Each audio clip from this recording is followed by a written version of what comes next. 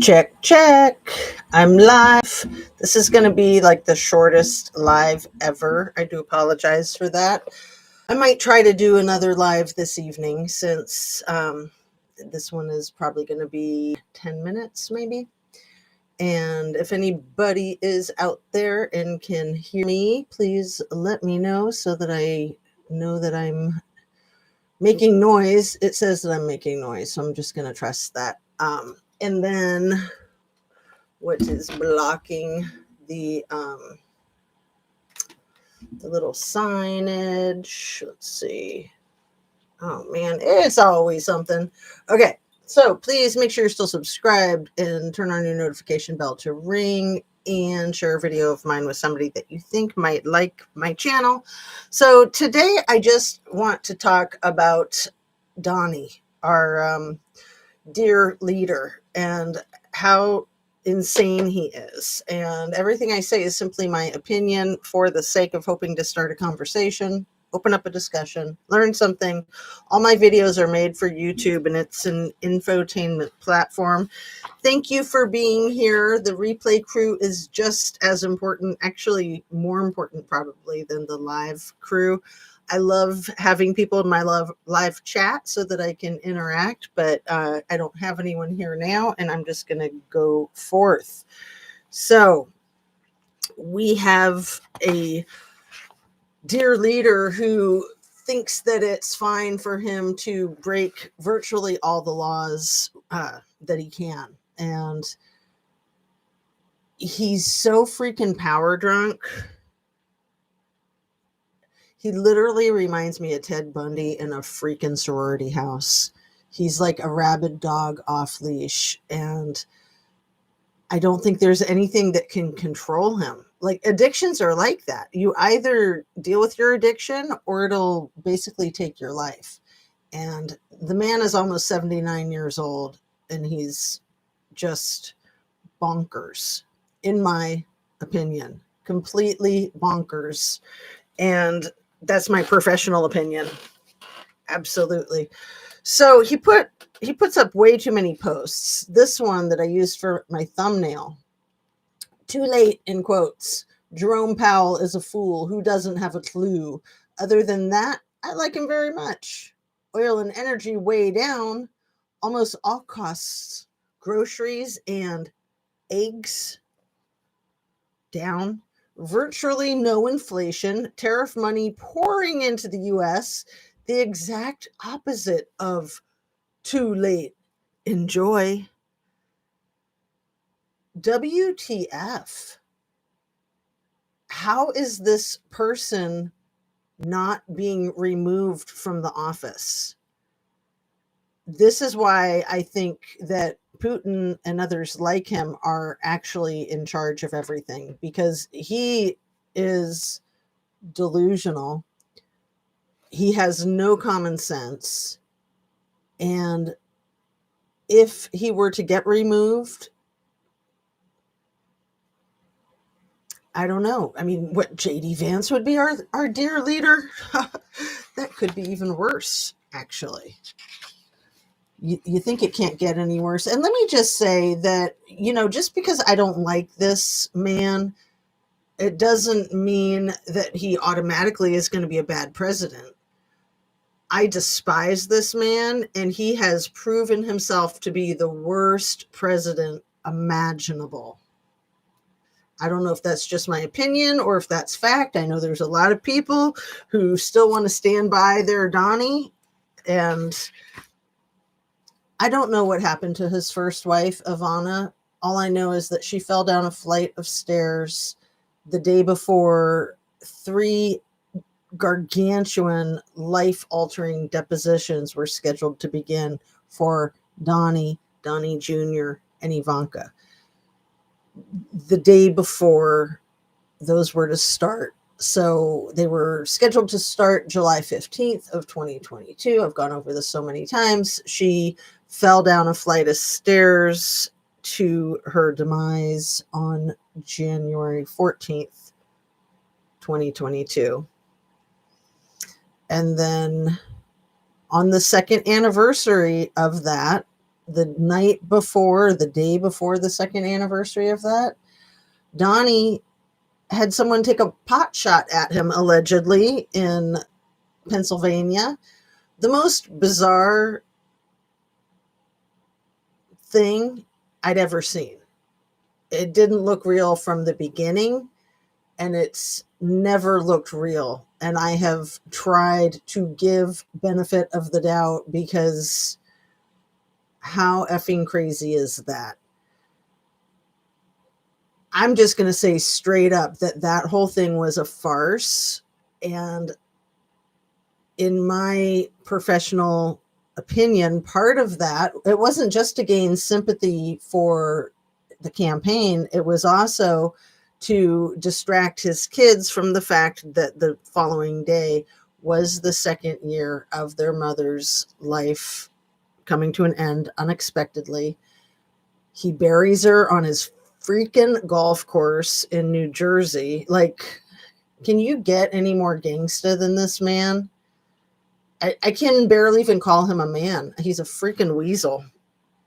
Anyway, his children, he's got the three from Ivana, who I can't imagine the thought hasn't crossed their mind that what I'm saying could possibly be true. I can't imagine that.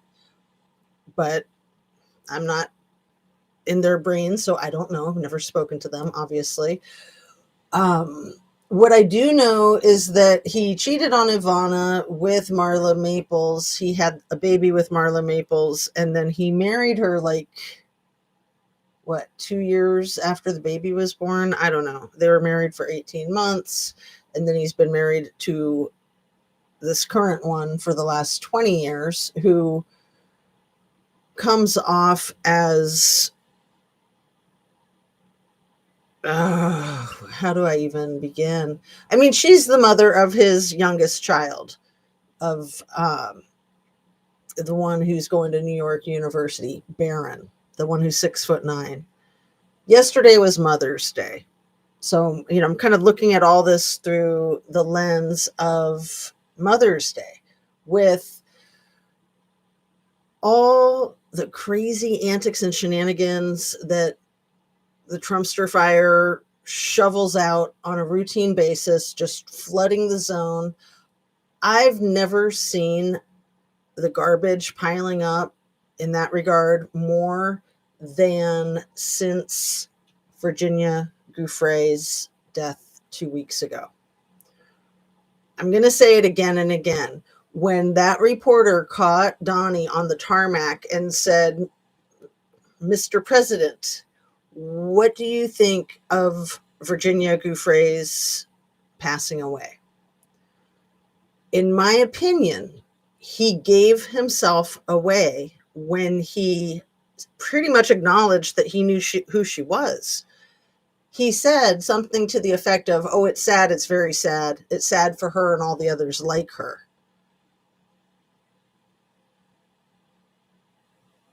She worked for him for a hot minute when she was 16 or 17. That's where Ghislaine and Epstein hunted her from, was Mar-a-Lago. That was a long time ago, like 25 years ago. She passes away in Australia.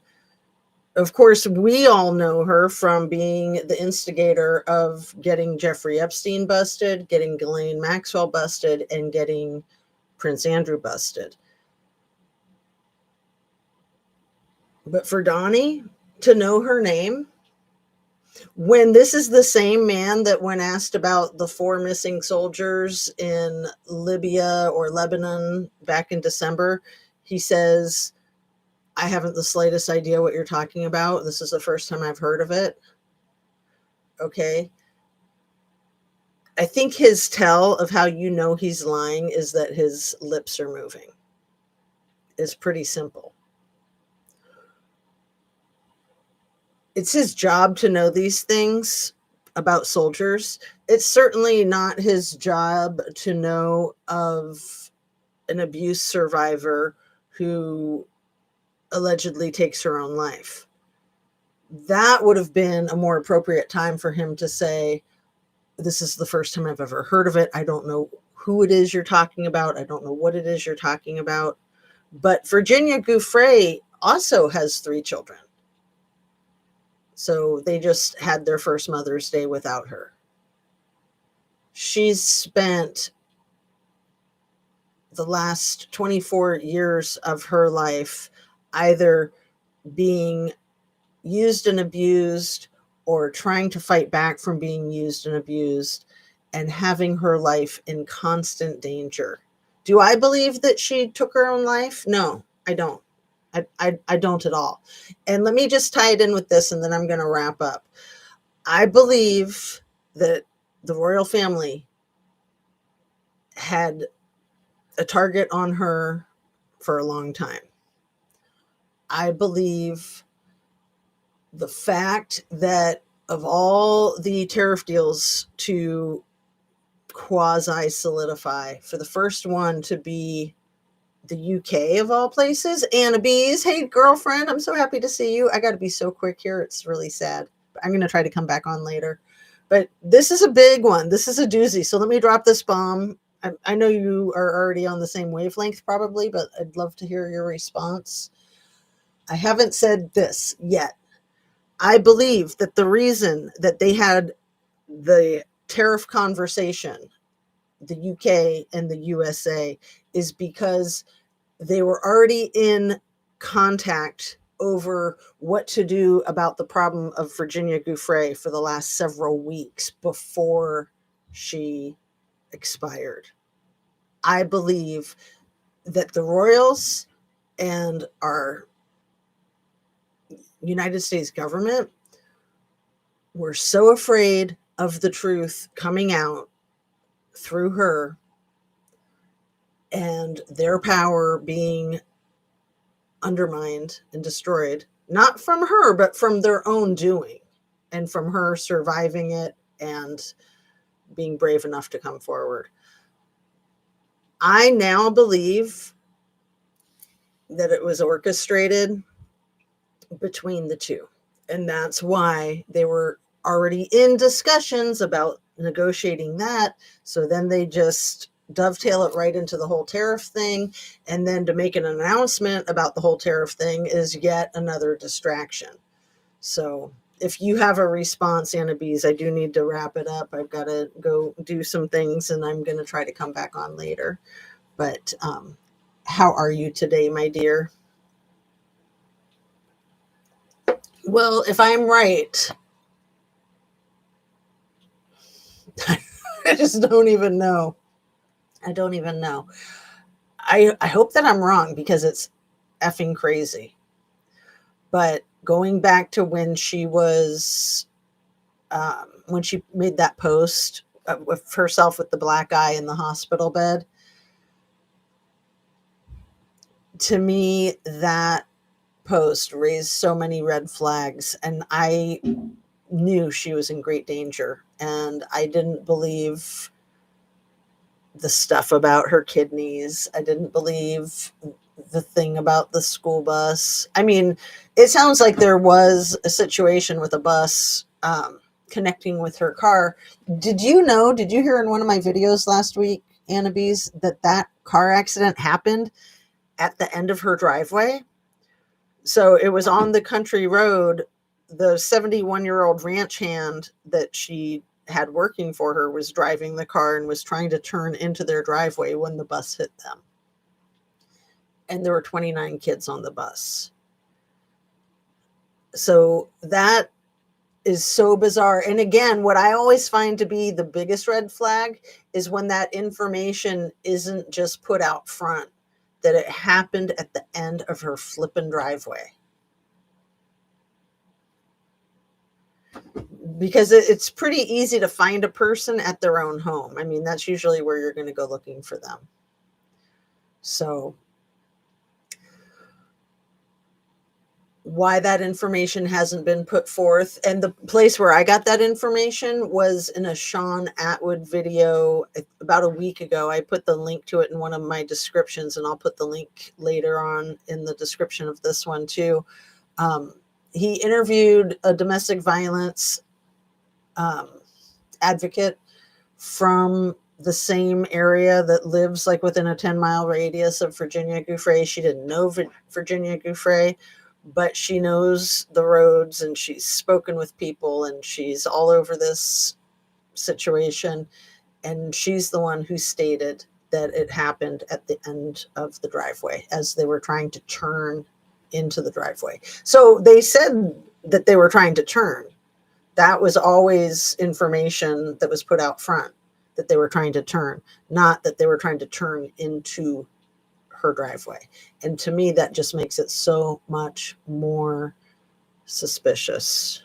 So I'm so happy to see you, Annabise. Thank you for being here. And I'm sorry to have to wrap up so quickly, but I do have to. I will try to come on live later tonight. And if I'm not able to make that happen, I will definitely be on tomorrow and hope that I can see you there. And how's your knee?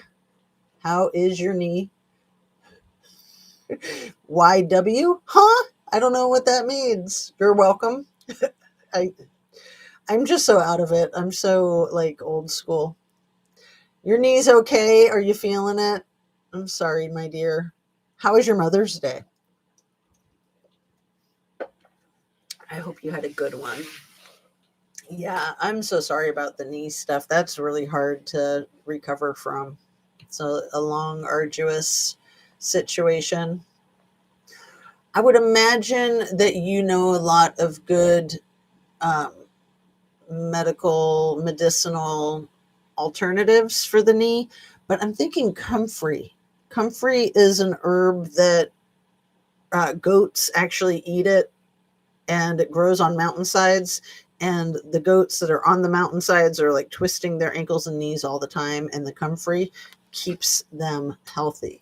So if you're not familiar with it, maybe try comfrey. And also arnica. Arnica montana is really more for bruises and pain, but I would think it'd be good for the knee. It's just good for everything. Oh, and you just got out of physical therapy. Well, I'm glad you're doing that. That's awesome. That is the best. I love physical therapy too. You know, my daughter's studying to be an occupational therapist, so that's really exciting. And I'm so excited to hear that you do arnica already, because yeah, people who know arnica, and most people don't know. They're like, what? So that's awesome that you know, especially as a nurse. And yeah, my Mother's Day was great, and I do need to wrap, so I'm going to say peace out, love and light. Thanks a million, and see you hopefully tonight or tomorrow. And keep your feet up, drink your water, and eat some veggies. Yeah, isn't that cool? Well, love to you and your daughter, Annabise. I'll see you soon. Thanks a million again. Take care.